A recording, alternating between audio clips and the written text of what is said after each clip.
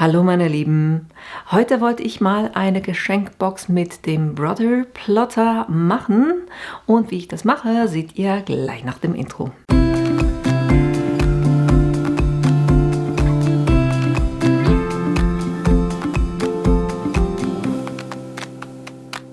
Jetzt habt ihr vielleicht erwartet, dass wir direkt in den Brother Canva Workspace reingehen, aber wir haben ja beim Brother Workspace oder beim Brother Canva haben wir das Thema, dass es da nicht so viele Vorlagen gibt, wie zum Beispiel im Cricut Design Space oder wie im Silhouette Store, die Dateien, die ich dann im Silhouette Studio verwenden kann.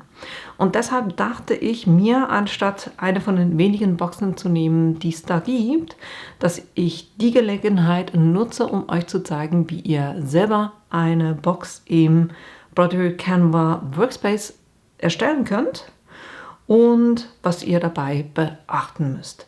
Was wir machen werden, ist so eine Box, die ihr dann zusammenkleben könnt, oben und unten verschließen könnt, ne? Und ihr dann quasi so eine Box habt. Wie gesagt, mit der Grundlage könnt ihr dann die Box so ausgestalten, wie ihr möchtet. Ich will euch einfach mal so das hier zeigen.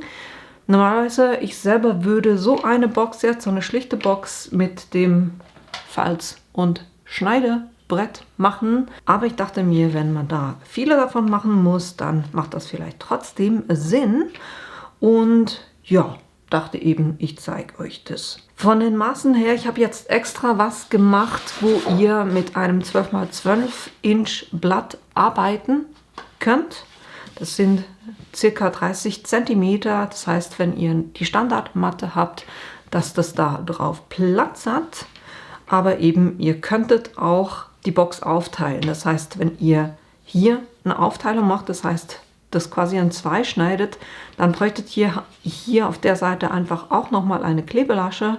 Dann hättet ihr zwei Teile, könnt die deshalb auch ein bisschen größer machen, ne? Je nachdem, wie ihr das ausgestalten wollt. Die Box, die ich mit euch machen werde, hat, ne, wenn wir eine Box machen, dann brauchen wir in der Regel zumindest immer zwei Seiten müssen gleich groß sein, damit man die dann auch zusammenfalten kann. Ich habe hier die Größe gewählt, 7 cm auf allen 4 Seiten. Und dann eben hier drüben brauche ich eine Klebelasche von 1 cm. Das heißt, dieses ganze Stück hier wird 29 cm sein.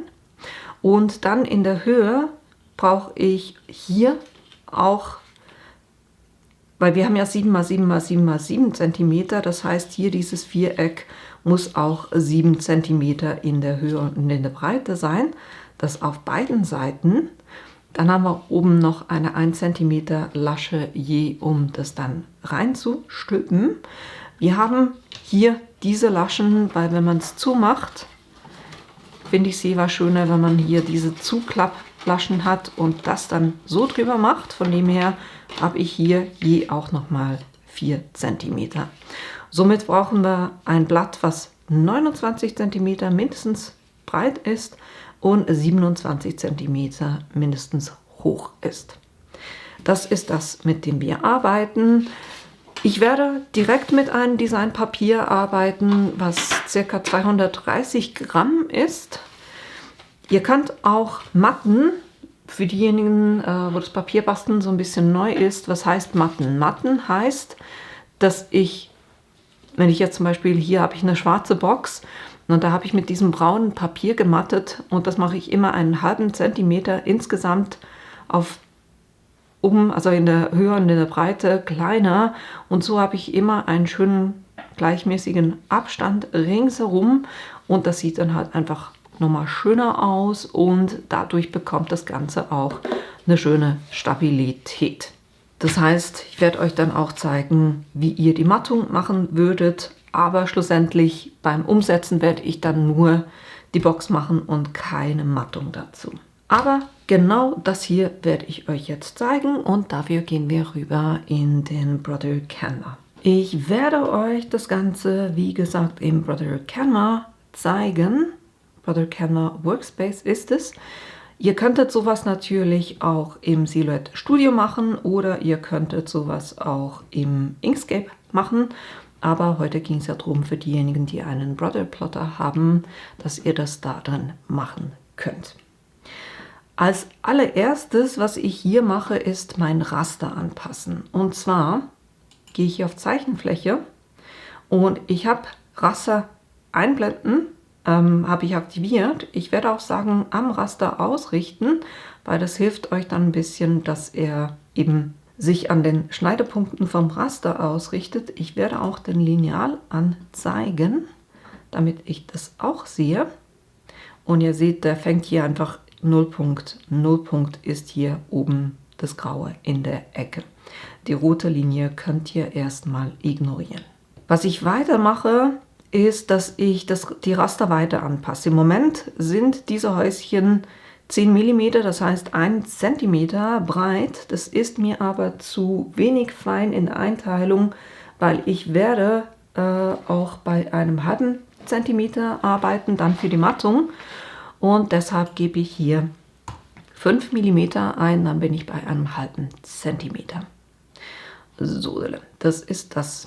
Jetzt fange ich mal an und bilde die Grundform. Da nehme ich einfach mal ein Quadrat und sage dem in den Eigenschaften drin, die Grundform von meiner Box wird diese 4 x 7 cm in der Breite sein. Also gebe ich hier schon mal 28 cm ein. Das sind 280 mm. Und von der Höhe her habe ich 11 cm, das heißt, das sind 110 mm. Jetzt muss ich hier das Seitenverhältnis rausnehmen, dann funktioniert das auch besser. Nochmal 280. So, das ist meine Box. Jetzt zoome ich hier ein bisschen rein. Und wenn ich jetzt diese Box verschiebe, merkt ihr, dass er springt immer in diesen Feldern. Und das ist genau das, was ich will. Jetzt für den Aufbau weiß ich, dass ich hier oben Platz brauche für einerseits den 7 cm hohen Deckel und den 1 cm, die 1 cm Lasche. Deshalb springe ich hier 8 cm runter. Das heißt, ich versuche hier auf der 8 zu landen. Na, hier sind 8 cm. Das ist eine. Und ich gehe hier auch komplett auf den grauen Rand, weil genau da fängt es an zu zählen. Jetzt habe ich hier schon mal meine Grundbox. Jetzt, wenn ihr das zum ersten Mal macht, kann es ein bisschen verwirrend sein. Deshalb bilde ich jetzt kurz in den Hintergrund die Form der Box, damit ihr das auch seht. Das heißt, das Quadrat hier dupliziere ich kurz mit Ctrl+C, Ctrl+V. Auf dem Mac ist es Command+C, Command+V. Und lege das genau auf diese Box drauf. Dem gebe ich aber eine andere Farbe, das haben wir hier. Ich gebe dem eine Füllung, eine gelbe, damit wir das so ein bisschen im Hintergrund sehen. Und mache die Deckkraft ziemlich runter.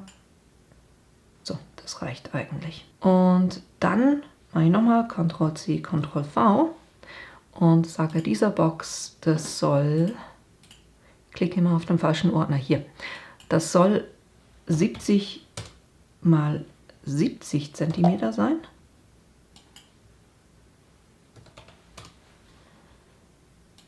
Und die Lasche kommt hier auf dieselbe Höhe, hier hin. Dann Ctrl+C, Ctrl+V, dupliziere ich das auf die andere Seite. Dann nochmal Ctrl+V.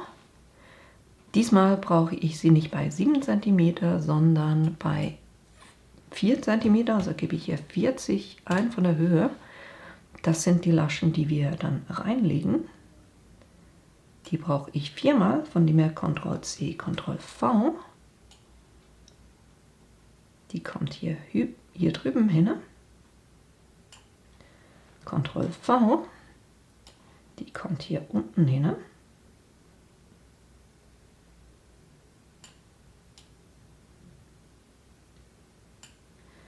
Ctrl+V, nochmal eine hier drüben. Und dann brauchen wir noch 3 Klebelaschen. Das heißt, ich kopiere das nochmal. Ctrl+C, Ctrl+V. Das lege ich schon mal hier oben hin. Das wird aber von der Höhe nur 1 cm sein, das heißt 10 mm. Ctrl+C, Ctrl+V, weil das brauche ich auf beiden Seiten.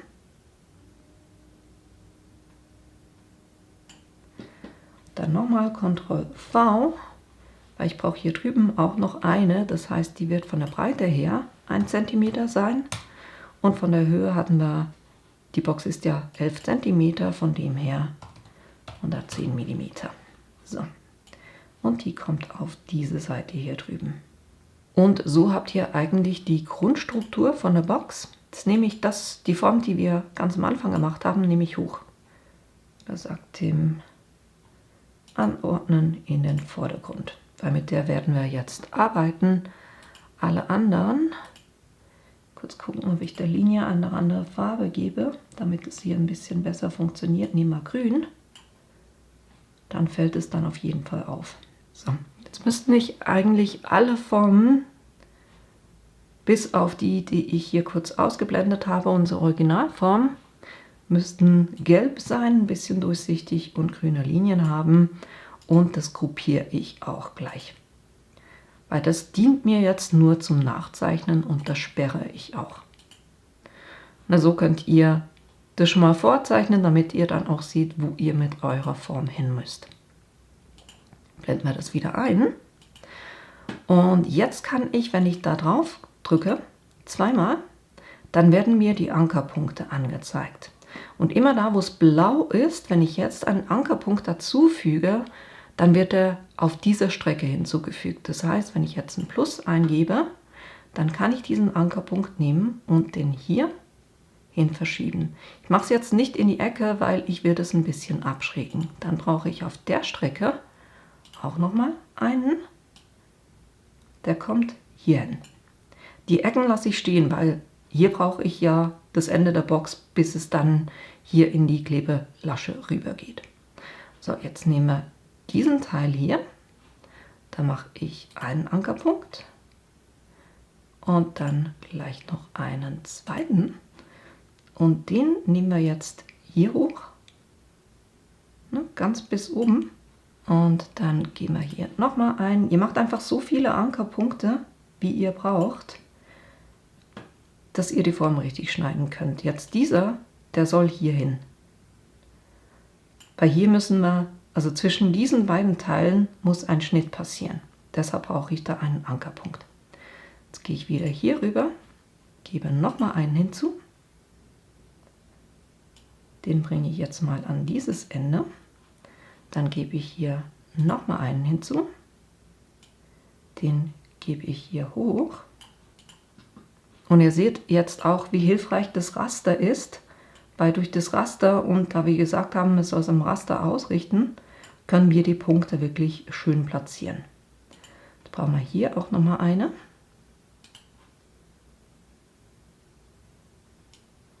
Gehen wir mal hier hoch.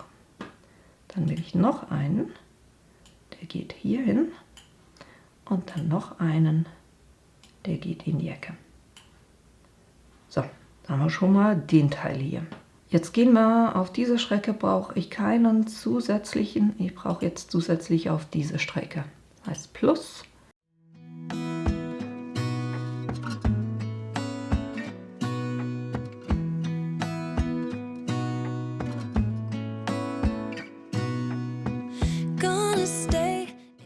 Jetzt haben wir schon die Umrahmung von unserer Box. Ihr könntet hier die Ecken abrunden. Ich finde das immer so ein bisschen mühsam. Deshalb mache ich das so, dass ich nachher ganz einfach mit dem Ecken abrunde. Das geht mir wesentlich schneller, wenn ich das kurz mache. Das ist eine Möglichkeit, wie ihr eine Box erstellen könnt. Ich habe das kurz nochmal gelöscht, weil ich euch noch was anderes zeigen wollte. Und zwar könnt ihr auch hier mit diesem Zeichenwerkzeug, mit dem Pfad, könnt ihr das auch ganz einfach machen. Das heißt, ihr klickt einmal drauf. Zuerst den Pfad anklicken natürlich, dann klickt ihr hier drauf, dann hier, hier, hier. Na, ihr zeichnet quasi einfach der Form entlang, die ihr haben wollt. Und auch der reagiert wunderbar auf das Raster. Das geht eigentlich noch fast schneller.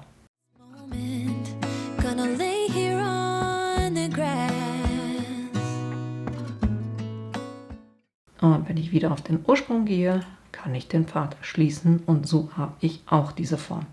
Es geht eigentlich fast schneller so. So, jetzt machen wir, also wir sperren das jetzt hier kurz, weil ich will eine neue Ebene generieren und diesmal mache ich die Striche dann in einer anderen Farbe. Weil was wir jetzt brauchen überall, wir haben ja noch mehr grüne Linien und das sind quasi unsere Falzlinien. Und bei den Falzlinien mache ich das immer so, dass ich nicht komplett am Anfang anfange, die zu machen, sondern immer so ein bisschen versetzt, weil dann reißt mir dann das Papier nicht ein, weil beim Brother Plotter kann ich ja nicht falzen, sondern ich muss perforieren. Von dem her gehe ich hier hin und hier kann ich jetzt durchziehen, aber nicht bis ganz zum Ende, sondern ich höre hier ein bisschen vorher auf. Wenn ich wieder auf diesen selben Punkt drauf drücke, dann schließt sich der Pfad. Das ist eine Linie und der kann ich jetzt auch sagen, ich will keine durchgezogene Linie, also A, sage ich, der soll rot sein, damit ich erkenne, dass das bei mir Falzlinien sind oder diese Perforierungslinien. Und dann sage ich dem auch, ich will gestrichelt und mal gucken, wie breit das ist. Ich würde sagen, das reicht eigentlich. Und wenn ihr auf diese Linie draufklickt, das ist manchmal ein bisschen schwierig hier zu wäschen, ihr könnt immer noch mit der Pfeiltaste verschieben. Wenn ihr aber verschiebt, geht der auch entlang vor den Häuschen und dann könnt ihr einfach sagen, am Raster ausrichten aus und dann könnt ihr ein kleines bisschen rüber. Das heißt, ich gehe etwa in die Hälfte von dem Viereck und ziehe diese Seite hier auch in die Hälfte vom Viereck. Da seht ihr, ich höre knapp davor auf, ne? Vor den Ecken.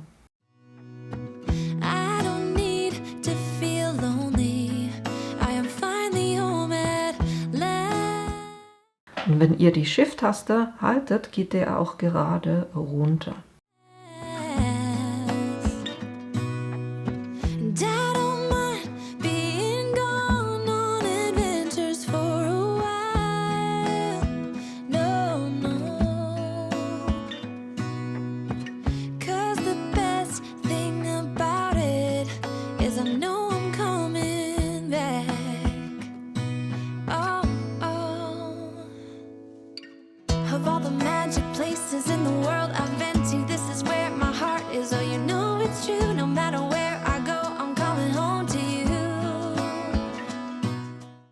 So, jetzt müsste ich eigentlich sämtliche Falzlinien hinzugefügt haben.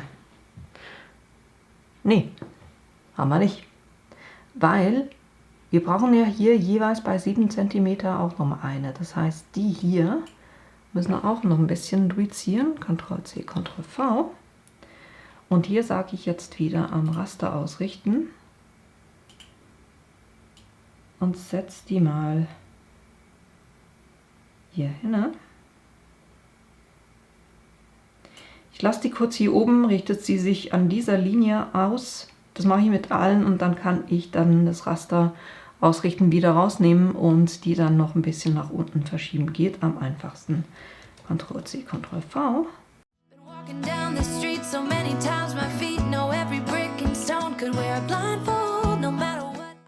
So haben wir jetzt alle Schneiderlinien und alle Falzlinien. Das hatten wir gesperrt. Das heißt, wenn ich jetzt alles markiere, markiere ich nur die Falzlinien.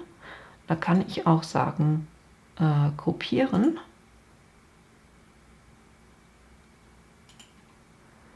Dann habe ich einerseits hier die Falzlinien und hier, mal kurz das aufheben, sagen schneiden.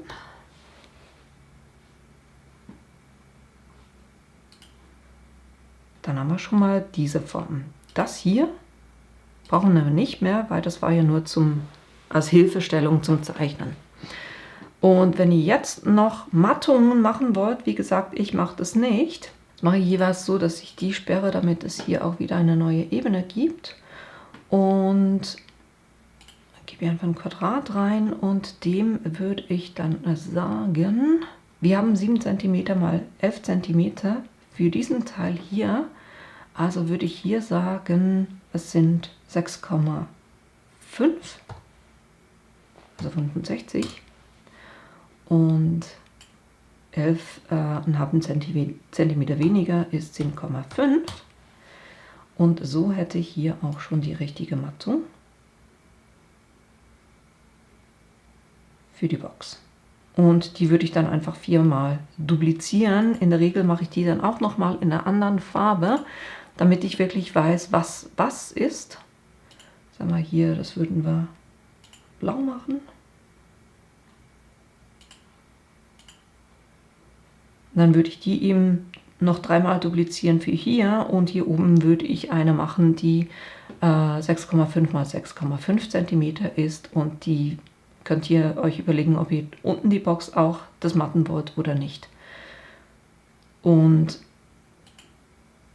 zum Ausplotten würde ich dann tatsächlich die hier, also ihr würdet dann alle diese Mattungen auch wieder gruppieren, die mal ausblenden und dann würde ich zuerst einmal einfach die Box ausplotten. Das heißt, auch das würde ich jetzt wieder gruppieren. Dazu müssen wir es entsperren.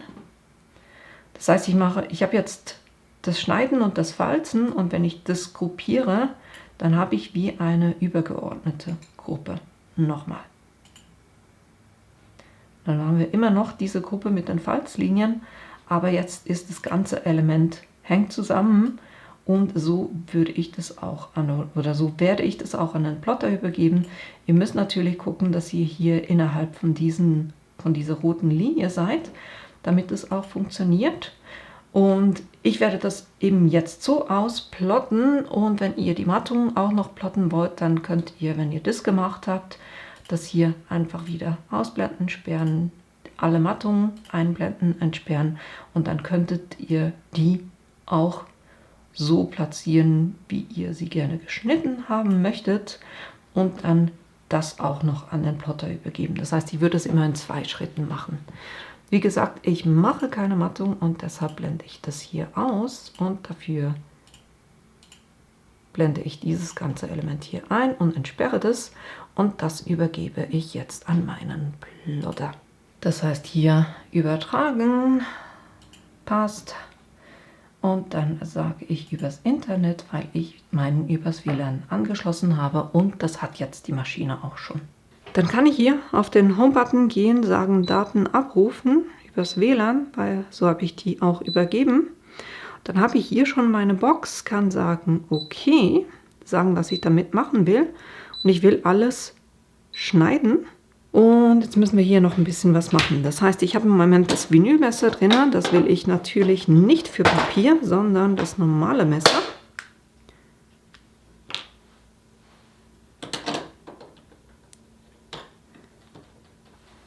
Und dann müssen wir hier kurz gucken. Ich gehe mit der Schneidegeschwindigkeit ein bisschen runter. Probiere mal eine 3. Schneiderdruck automatisch passt und dann muss ich natürlich gucken, dass der Halbschnitt aus ist. Das ist er. Und ich mache hier auf jeden Fall einen Test, weil ich diesen Karton mit dem Plotter noch nicht geschnitten habe. Das heißt, ich nehme den oder ich lade die Matte.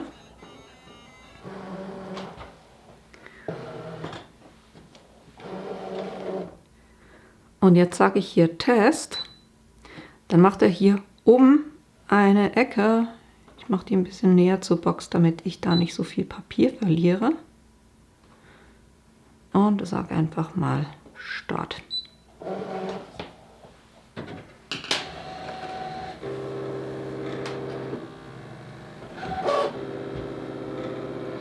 Und jetzt misst er einfach, wie dick das Papier ist.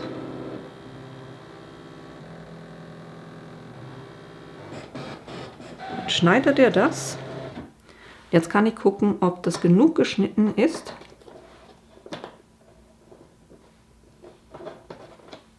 Ist es?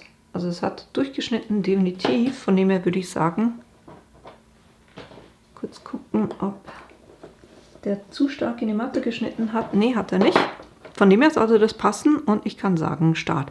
Wird jetzt ein bisschen dauern, weil ihr ja nicht nur die Linien, sondern diese Perforierungslinien, da geht er wirklich Messer runter, schneiden hoch, Messer runter, schneiden hoch. Und das sind jetzt doch einige, von dem her wird es ein bisschen dauern. 4 Minuten, ne? Geht natürlich schneller, wenn ihr die Geschwindigkeit hoch macht. Aber ich habe da immer ein bisschen Angst, dass er dann nicht mehr so genau schneidet, wie ich das gerne hätte.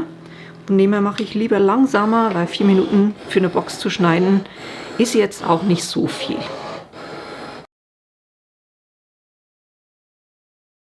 Das war schon mal die Box selber und jetzt macht er eben die Perforierungslinien.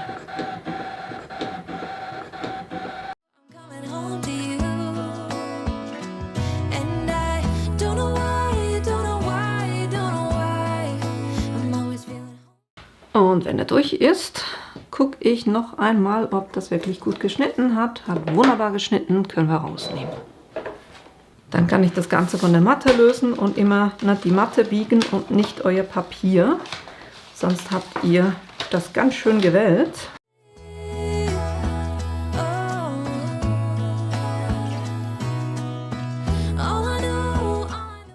Und ihr seht, das lässt sich wunderbar lösen. Und wenn wir uns das angucken,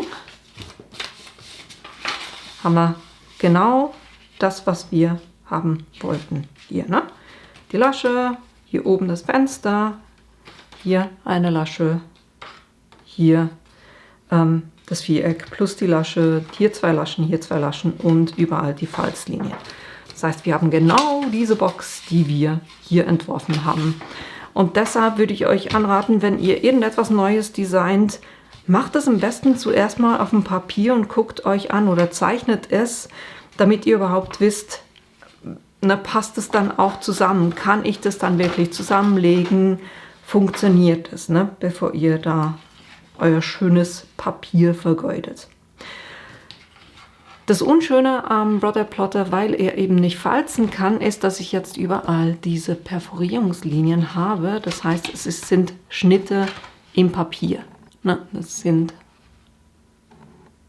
solche Schnitte jetzt drin. Und wie gesagt, ich mache das jetzt einfach so, dass ich mit dem Eckenabrunder hier kurz die Ecken ganz einfach abrunde. Geht mir ein bisschen einfacher, aber ihr könntet das auch direkt auf der Box selber machen. Ich finde es halt in dem Programm ein bisschen umständlich, weil wenn ich mit einem anderen Designprogramm arbeite und ich diesen Eckpunkt habe, dann habe ich in der Regel eigentlich auch, da kann ich nur an dem ziehen, nach innen und dann macht er eine Kurve draus. Das haben wir bei dem Programm hier nicht. Ich finde es ein bisschen umständlich und deshalb mache ich das einfach so. Geht für mich am schnellsten.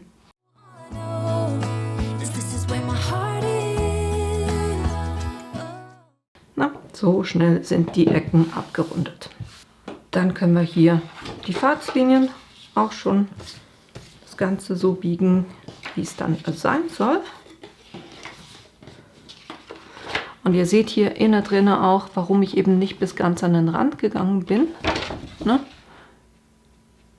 Ui, wird ein bisschen schwierig, euch das zu zeigen. Ich biege das kurz rein, dann seht ihr es. Ich kann trotzdem das umlegen, aber es reißt mir dann hier am Schluss nicht. Deshalb gehe ich mit diesen Falzlinien auch nie ganz bis außen. So, und jetzt kann ich die Box eigentlich noch zusammenkleben.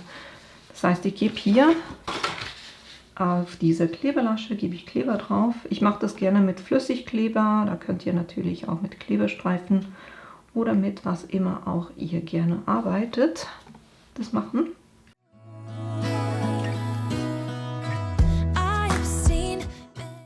Und da alle Seiten gleich sind, müsste ich das jetzt einfach reinlegen können und die andere Seite drüber legen können.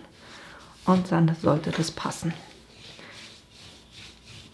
Das Schöne, wenn man das Design selber gemacht hat, dann weiß man auch, dass das stimmen müsste. Ne? Und dann können wir eine der beiden Seiten auch noch kleben. Hier habe ich noch vergessen, die Falzlinien nachzuziehen. Das heißt, ich gebe hier einfach Kleber drauf auf diesen Deckel, plus dann auf die Lasche selber auch noch. Weil das werde ich alles, das wird hier mein Boden. Und dann klappe ich den so ein bisschen rein und versuche das jetzt reinzubringen, ohne dass hier der Flüssigkleber zu stark haften bleibt. Könnte das natürlich auch zuerst reinschieben und dann von innen den Kleber fest ranmachen. Ne? Geht auch. So. Und dann können wir das Ganze von innen noch feststreichen.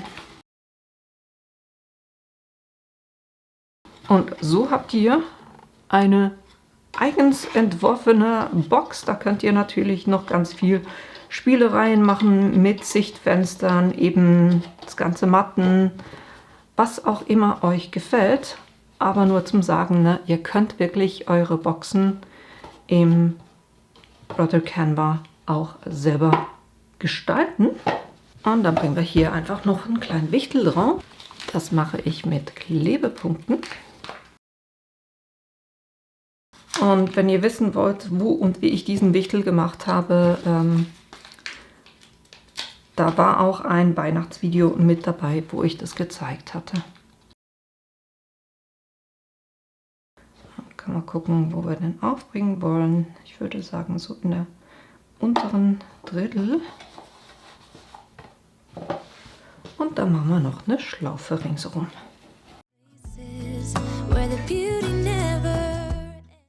So einfach habt ihr die Box gemacht. Oben kleine Schlaufe, ringsherum und eben innen drin 2 seitliche Laschen, vorne die Lasche zum Einklappen. Ihr könntet hier auch noch einen Kreis und einen Halbkreis machen, ausschneiden, damit man das ein bisschen besser öffnen kann.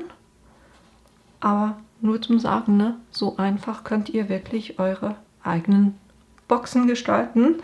Das als Basis und von da an, ne, ihr könnt Herzen ausschneiden, was auch immer ihr gerne haben möchtet. Ich denke, wenn man das Grundprinzip verstanden hat, wie so eine Box aufgebaut ist, dann kann man da ganz viele Sachen machen.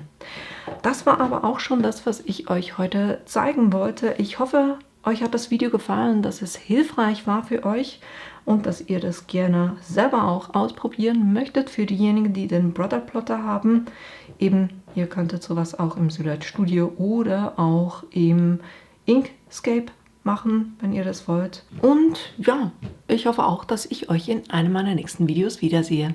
Bis bald!